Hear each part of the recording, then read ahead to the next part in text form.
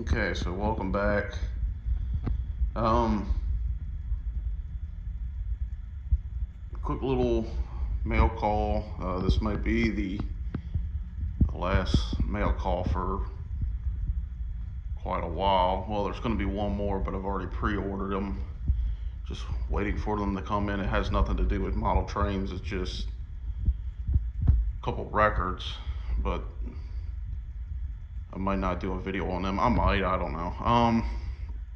So as many of y'all know, I ordered some of the Walthers track, as you can see sitting here, and I've ordered a couple of their accessories, the terminal joiners here, rail joiners, and the isolator joiners.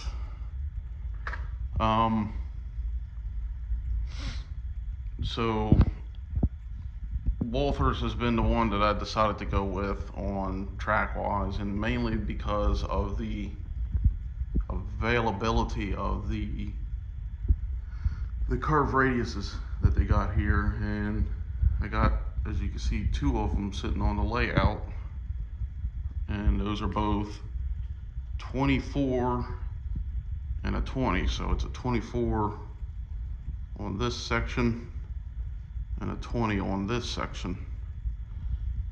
And I feel like those are probably my best options for this on this layout, considering it's kind of a small layout. Don't ask me the size, I forgot right now. But one of the things that I was considering was putting a yard over here where the toolbox is sitting. And one of the things I was like, well, how am I going to realistically get over there? I was like, well, I can keep this as it is and then put like some kind of crossing up there, like a diamond. But I was like, I don't know if there's a diamond that would intersect with these two radiuses at a perfect angle, and plus it wouldn't give me much of a room excuse me, to go up in there. So I was like, well, that's kind of out of the picture, so what's next?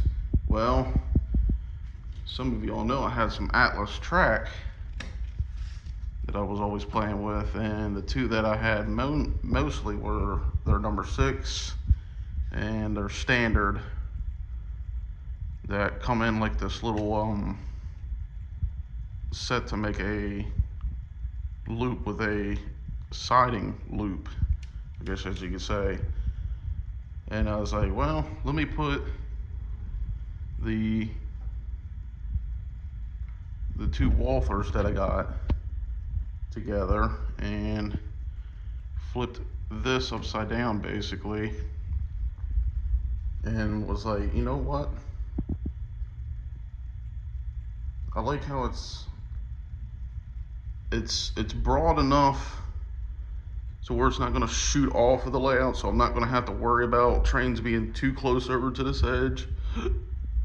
But I feel like if I go with a number 8 or a number 10, that these would have possibly been pushed out further. I don't know about switches, the difference of number 6 or a number 10.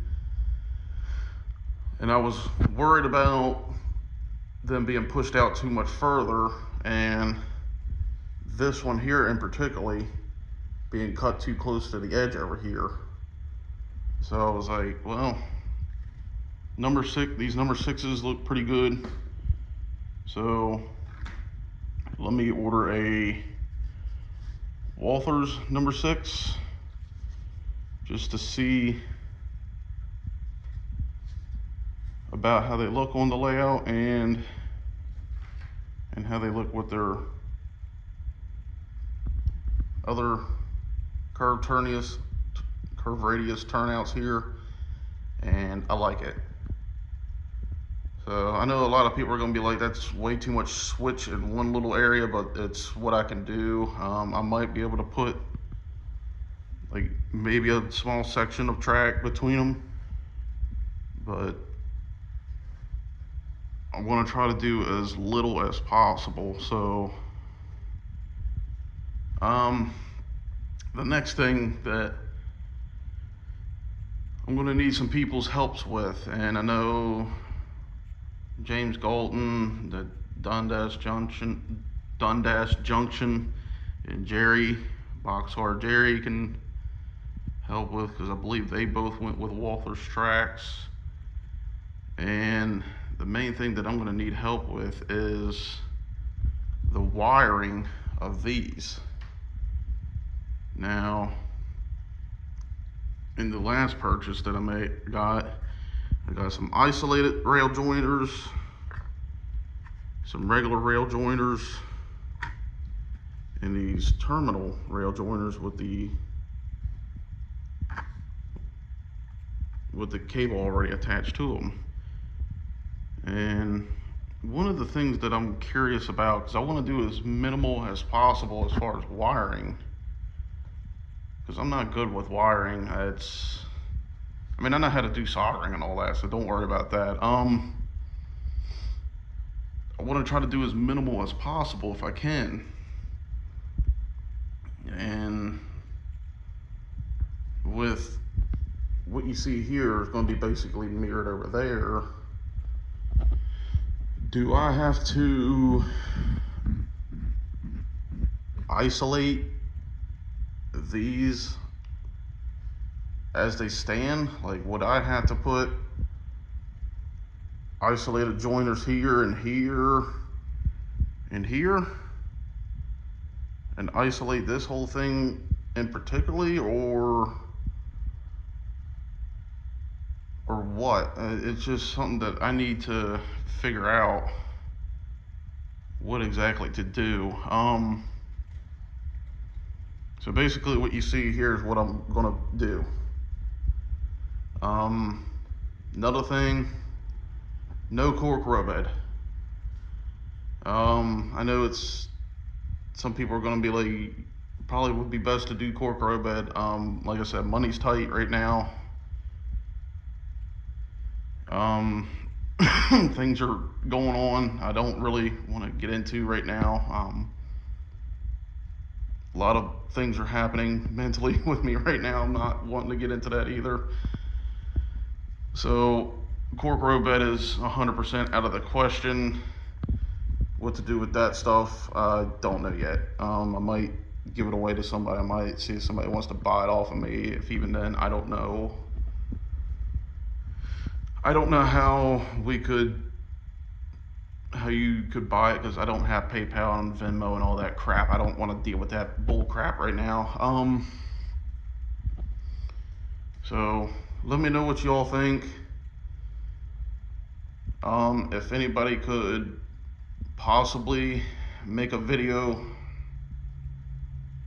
Jerry or like I said, James at the Dundas Junction could show me how to possibly wire something like this up. So another thing that I'm gonna do, like I said, with this being here, and this is gonna be into a yard in the back, I might have to get some more of these. And the question is, do I want to still go with the 24-20 or go with a little bit bigger? And I think I might just stick with these 24s, with the 20-24. So I think that'll be perfect to go up into the yard here. It's not going to be a big yard, but it'll be something. And I might even have to have one more coming off of this end to go into this little area down here for the locomotive facility, and I might even put a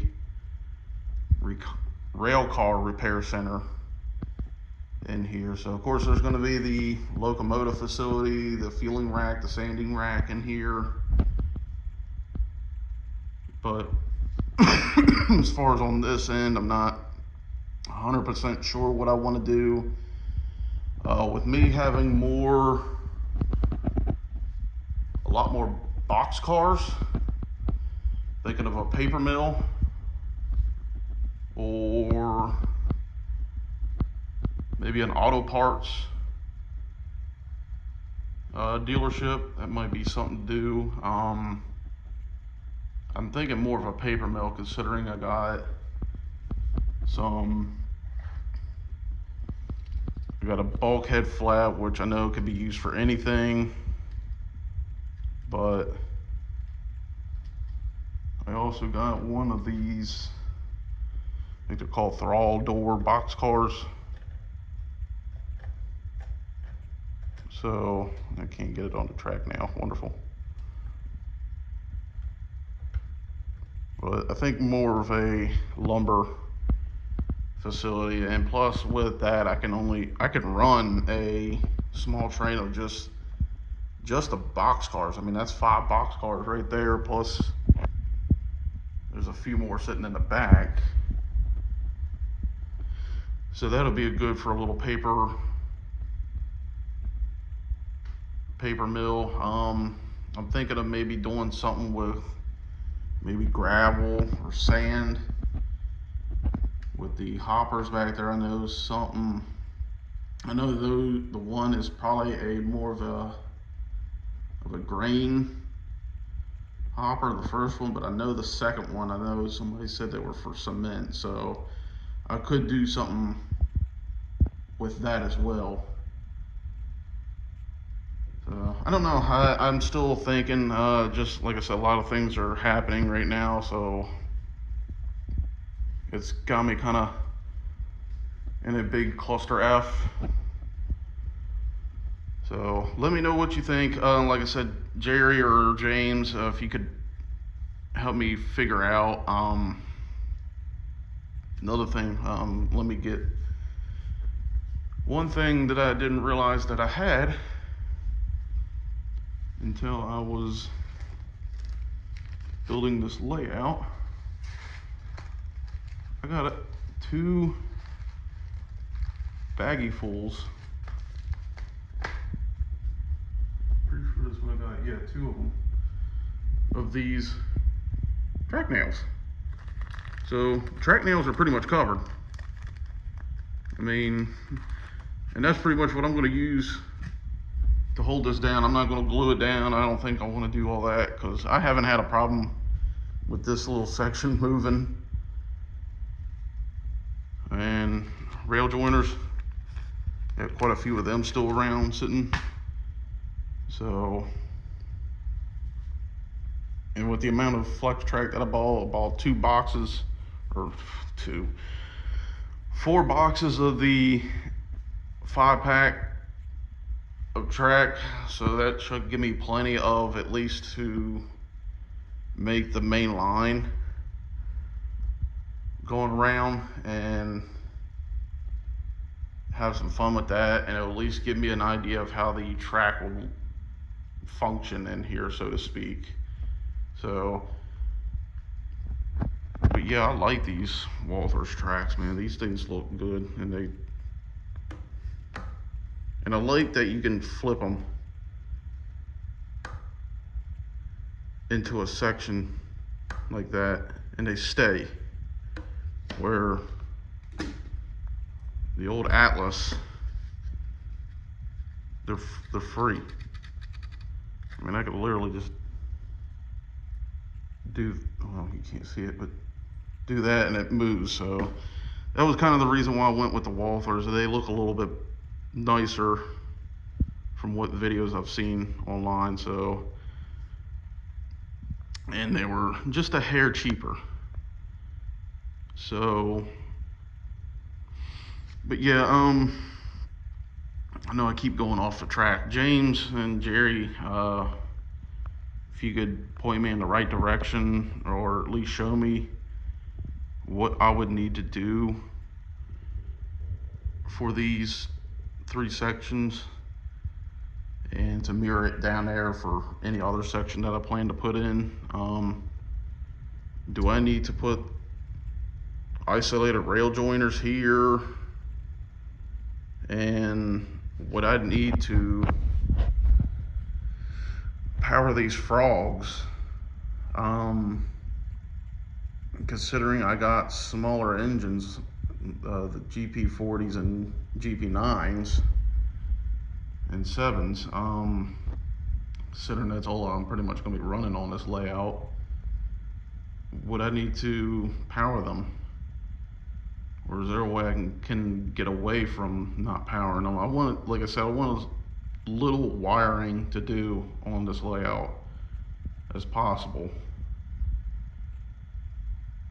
So let me know what y'all think. Until then, I will catch you next time. Bye for now.